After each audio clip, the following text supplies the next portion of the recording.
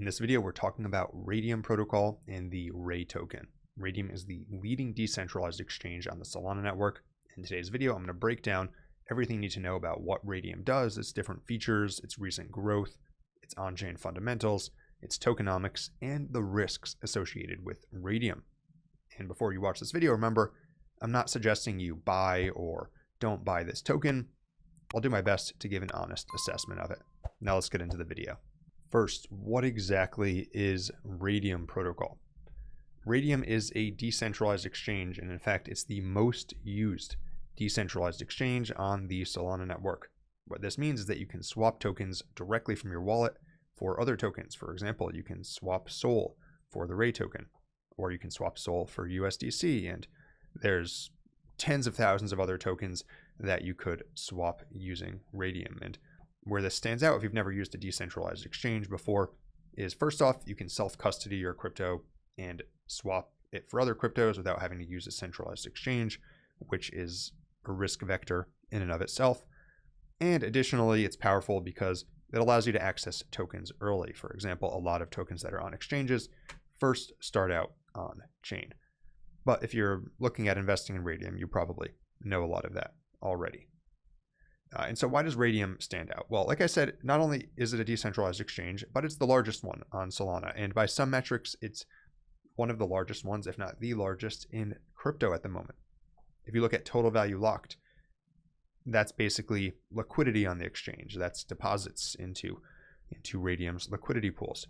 And then you can see that it has grown tremendously recently. It's grown from around $40 million in the fall of 2023 to now $2.8 billion. And this is both a combination of the tokens that are on Raydium becoming more valuable and more people depositing funds into Raydium liquidity pools. But for exchanges, total value locked isn't really the best metric. It does give some signal. What you really want to look at is volume. And this is the volume that's actually being traded on this exchange. And if you look at this, this is just going nuts. For example, you can see that over the past week, there's been $43 billion of volume traded on Raydium. Compared to the same week last year, you were looking at around $2 billion. So that's a 21.5x in 1 year. Now, this week was exceptional, right? If you go back a week, we're looking at more like an 8x. But the point still stands that the fundamentals in terms of volume are looking good. A lot of people are using this exchange. And then another important metric I like to look at is fees. This is, are people actually paying to use it, right? Because you could have volume that wasn't very valuable. People weren't paying for it. It was wash trading. And the answer is yes, people are paying fees. In fact, last week, they paid $82 million worth of fees compared to the year before, just under $4 million. So you can do the math. That is a 20x. And if you go back to a non-exceptional week, you were still looking at about a 10x in 1 year in terms of fees. I think that's pretty solid growth. And a big part of the story behind why Raydium has grown so much is Pump.Fun. Now, Pump.Fun, you may know, it's the place where hundreds of thousands, maybe even millions of meme coins have been launched on Solana. You can see all the launches appearing in the back of the screen. It's enough to make you go crazy. But what's not crazy is the fact that when these Pump.Fun tokens reach a certain size, the liquidity gets migrated over to Raydium. And so that is why so many people are trading on here. That's why the TVL is up. It's because all these Pump.Fun tokens, when they get big enough, they end up over here on Raydium. And then you also have regular Solana tokens as well, like SOL and others.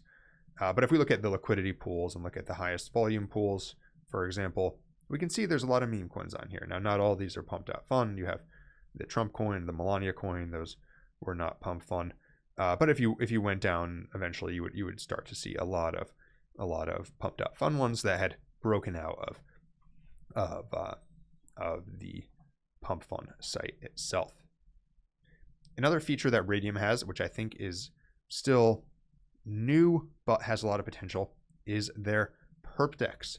This is basically a place to trade with leverage, and I don't recommend trading with leverage unless you really know what you're doing, but it's a good business model crypto. A lot of the biggest businesses in crypto over the years, BitMEX, Binance, they make a lot of their money from perp trading, and Raydium launched this feature just 1 to 2 weeks before I'm making this video. And so I think that Raydium was already doing well, but this is potentially another profitable business line. But again, I don't necessarily recommend doing this yourself unless you really know what you're doing. Crypto is plenty volatile, and you can there's lots of ways to lose your money in crypto without using any leverage. And the token for the Raydium protocol is the RAY token. So we're going to talk next about the tokenomics and fundamentals for that RAY token. If you go over to CoinGecko, you can see the current price is around $7.42. This is the 65th highest market cap crypto with a market cap of 2.131 billion and a fully diluted valuation of 4.067 billion. And one thing I'm going to add is that I've found very conflicting reports of how many tokens are still not in circulation. Some things say they all are, some things say they're not. The best I can understand is that most of these tokens that are not in circulation, they're not waiting to be unlocked. They are in the protocol treasury. But again, I found conflicting reports when I was preparing for this video. If we look at some sites that track token unlocks, we'll look at a couple. DeFi Llama is reporting that all of the tokens are unlocked. However, over on Tokenomics here, you can see they're reporting that there's no ongoing emissions, so you don't have to worry about that. However, they're saying that there's all these other tokens that basically it's indeterminate when they are going to end up in circulation. So I do consider that to be a risk, mostly because I wasn't able to find clarity when I was preparing for this video. However, you don't have to worry about a upcoming unlock like you do with some tokens where suddenly the supply is going to double. As far as the utility of the token, there's a couple pieces of utility. The first is that they do use a portion of protocol fees to buy back RAY. And if you look at the total amount of RAY here, you can see that it's actually quite a bit. Tens of millions of RAY tokens have been bought back. And that's actually increasing faster and faster because of these sweet fees on RAY. Additionally, you can stake RAY here on the protocol for additional RAY yield. Currently, that yields around 5%. Finally, let's talk about the risks and opportunities associated with Raydium. To start, we'll talk about the opportunities.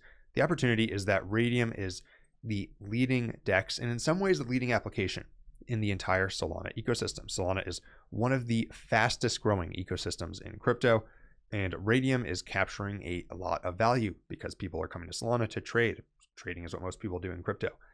And not only that, but the RAY token in many ways acts as a beta to Sol. So Sol goes up by 5%, Raydium goes up by 10%. That's just an example. It's not exact. But in general, that's basically how it's acted. So if you're bullish on Solana, Raydium is a way to get exposure to that. The flip side is when Solana goes down, metaphorically or literally, the Sol token goes down, Raydium is going to probably go down even more. So keep that in mind. As far as the risks associated with it, one risk is that while most sources are saying that there's not upcoming unlocks, I haven't been able, again, to account for the fact that certain sources have the total supply listed as higher than circulating supply. If anyone from the Raydium team sees this and can add some clarity, would love that. In fact, would love to even invite you on the channel for an interview to share it. Another risk I would say is, again, it's a beta of Solana. So if Solana, the token, goes down significantly, Raydium is going to take a hit even more. And Raydium has come up a lot as the Solana ecosystem has grown. Another potential risk vector I would say is that while Raydium is the #1 DEX on Solana right now, there is a possibility that other DEXs could overtake it. If you look at the top DEXs on Solana, there actually are a number of other ones that are doing a lot of volume. You've got Meteora, which has had a tremendous increase in volume recently. We have Orca, which is still doing more than 50% of Raydium's volume. And there's others if you go down the list. So I think that although Raydium isn't the #1 slot right now, they do need to keep an eye out because there are people with potentially better liquidity models or that offer certain features to founders that Raydium does not. Now, Meteor, you can see their recent growth has been very sudden. However, Raydium does have some features such as allowing protocols to pass the liquidity pool fees back to token holders that make it appealing to new launches. So I think Raydium has to watch out for competitors. If you want to learn more about these sorts of tokens early, be sure to check out my newsletter, newsletter.dynamodefi.com. I share the most relevant readings, on-chain analysis, and tools to help you with your research every single week. And if you want YouTube to show you more videos like this, be sure to like and subscribe. Until next time, this is Dynamo DeFi.